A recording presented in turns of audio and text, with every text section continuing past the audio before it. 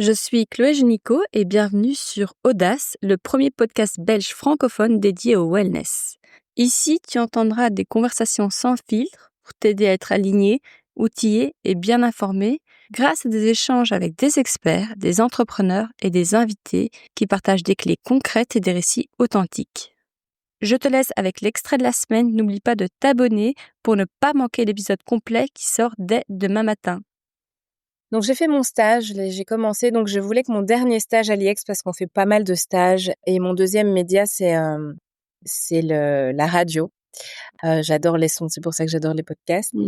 Et j'en ai fait un donc chez Bel RTL, j'en ai fait un au soir, et puis je m'étais dit que le dernier j'allais le faire au L, parce que j'avais 2 mois de stage et puis je voulais l'augmenter avec mes vacances, etc. Donc pour pouvoir rester sur place le plus longtemps possible. Donc j'ai vraiment commencé comme stagiaire, et j'ai vraiment pris le temps de regarder, comment est-ce que j'allais pouvoir en fait, montrer, que mon travail, pouvait venir s'insérer dans l'organisation de la rédac.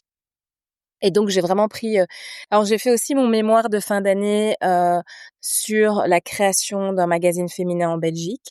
Donc j'ai aussi utilisé ça comme levier pour pouvoir aller poser beaucoup de questions, dans le secteur, mais surtout au sein de la rédaction, pouvoir avoir accès, aux big boss, et à toutes les personnes qui participaient à la création du magazine, et ça m'a permis un peu de repérer là, où je pourrais être utile. Et parce qu'en faisant mon stage, je faisais le web. C'était le début de la cellule web. Le L était, précurseur. On était les premiers à avoir vraiment on a été les premiers à avoir un blog et puis à avoir un site internet, news en lifestyle, hein, évidemment, je parle pas pour la presse, généraliste.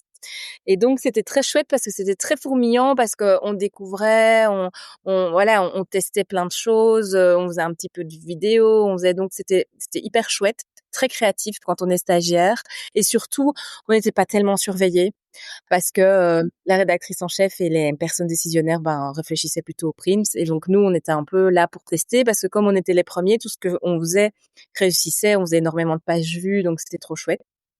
Et donc j'ai remarqué que ce qui pourrait être intéressant à cette époque-là, c'était d'avoir une personne qui ait cet esprit digital et qui ait ce côté digital native, en tout cas dans ses premiers pas de travailleuse, mais aussi qui pourrait faire le lien avec le print.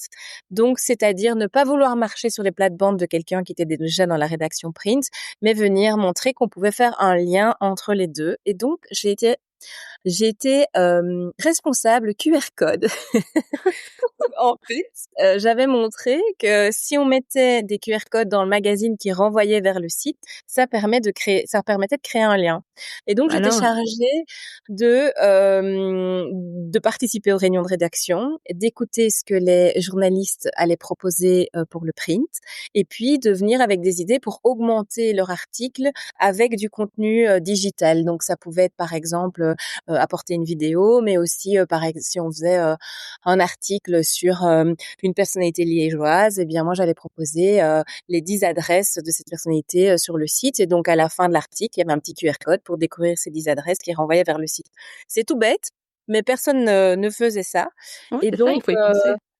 et donc, je pense que ça inscrivait aussi, tu vois, le magazine dans une approche plutôt innovante, de se dire: «OK, maintenant qu'on a un site, comment est-ce qu'on va lier, en fait, la marque, à travers le print et le web?» Et donc j'ai commencé par faire ça, et c'était très, très chouette. Et puis petit à petit, j'ai pu, commencer à écrire des articles, dans le magazine.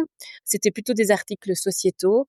Je me souviens qu'un des premiers articles que j'ai écrit, c'était sur le staphylocoque doré une jeune fille, qui en Belgique avait, été décédée parce qu'elle avait mis un tampon, et ça avait suscité beaucoup d'émoi, et j'avais fait un reportage là-dessus et sur les précautions qu'il faut prendre déjà à l'époque, avec les tampons et tout, et j'avais été très touchée, très engagée, et donc j'avais commencé à faire des articles sociétaux, et petit à petit, ma charge de travail est devenue, s'est répartie, moitié-moitié entre le web et le print.